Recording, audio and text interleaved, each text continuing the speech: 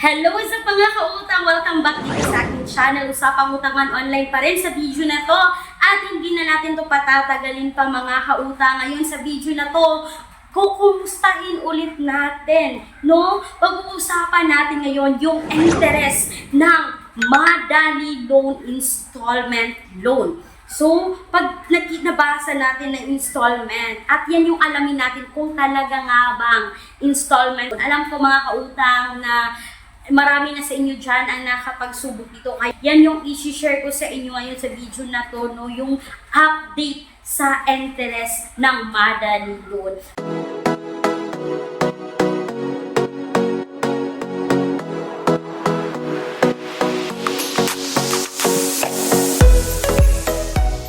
Pero bago tayo magsimula mga kautang, gusto ko lang sabihin ako kayo ay employed or self-employed at gusto niyong umutang sa bangko is you can message me dito mga kautang dahil the offer minimum of 20,000, maximum of 2 million pesos. And please take note that all applications submitted is subject for bank approval. So ito na mga kautang.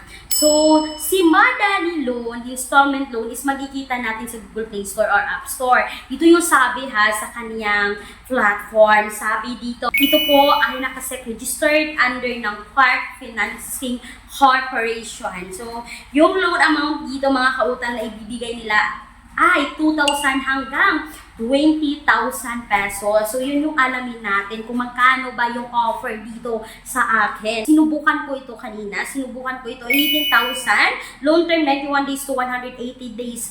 So, yan yung alamin natin kung legit ba. So, kailangan yung i-fill in yung basic information, contact information, ID information, at withdrawal information.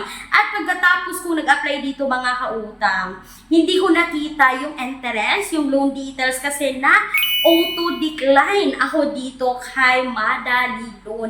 Kaya nagbabasa po ako dito ng mga commenter sa kanilang Play Store. Ito yung sabi ng isang commenter dito. The interest rate is still a bit high, but they have a reasonable repayment. Unlike to the other OLA that you have to pay the full amount after 1 week. Ayan. So, para sa kanya, okay lang na mataas yung interest. At least, hindi siya 1 week, hindi siya 7 days. So, ito pa mga kautang. The app was easy to fill in. I am given 5,000 credit amount and payables for 20 days. For a new borrower, not bad though. I'm going to receive 3,900 if I will approve. I'll just edit my comment later on. So, nakita niya yung details. Pero bakit sa akin hindi ko nakita yung details kanina? Noel, nag-apply ako na auto-decline siya. So, ito yung sabi niya, nakakatulong talaga magbasa mga kautang mo. 5,000 yung utangin niya. Then, yung possible na ma-receive niya is 3,900. Ibig sabihin, may 1,100 na interest kasama na dito yung loan deduction within 20 days. So, yan yung sabi, no? At ito pa mga kautang. Sabi pa ng isang commenter dito, no? So, magbe-base talaga tayo sa mga comment na experience na din ng mga nakapag-utang dito kay Madali Loan. Kasi kanina nga is hindi ko ako na-approve dito kay Madali Loan. So, ito yung sabi ng isang comment mga kautang. I didn't continue the loan because my credit limit is only 3,000.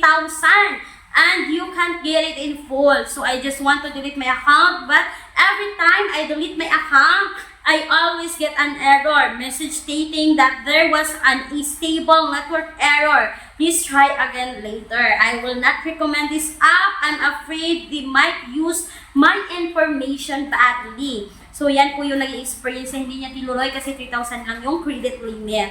At ito pa mga kautang, no? Ito ba yung sabi mga kautang? I tried to loan 2,000 last May 24 at it's under review for almost 2 days. May 26 today, I'll check it again. May 27, it was already withdrawn, but I didn't receive any amount from them. Sorry, not sorry, but I won't pay for 2,336 unless you disburse it in my account.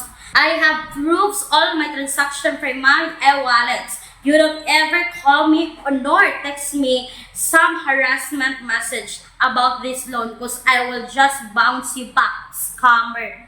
Ayan. Naku, makakautang. na-approve yung loan niya pero wala siyang na-receive na money. May mga ganito ba talaga mga kautang, no? So yan din yung naging experience sa isang borrower dito sa Madali Loan. So iba-iba talaga yung mga nagiging experience mga kautang, no, ng ating mga commenter dito sa utangan na ito, no, ng lahat ng mga borrowers dito sa utangan na ito. Ako kanina is na-decline ako, may mana nga approve naman, pero okay lang sa kanila na malaki yung interest kasi nga hindi siya 7 days at installment pa siya. So yan yung naging review natin dito kay Madali Loan. Nasa sa inyong mga kamay pa rin ang desisyon sa pag-utang. Hindi ko sinasabi mga kautang ha na talagang subukan ninyo. So make sure na dapat alam natin yung mga interest bago tayo umutang para hindi tayo magsisi sa huli. Kulang ang budget, ang mahal na mga bilihin. No problem, may solusyon tayo. Gamit ang isang valid ID, makakautang ka na sa loob ng 10 minutes o mas mabilis pa. Mag-apply ng loan kahit anong oras, kahit gabi o kahit weekends or holiday. Maaaring i-check ang pinned comment sa video na ito, bisitahin ang link at mag-apply na. So, huwag niyong kalimutan mga kautang, no, maglalagay po ako ng mga alternatives online loan apps sa description box or sa pen comment section ng video na ito.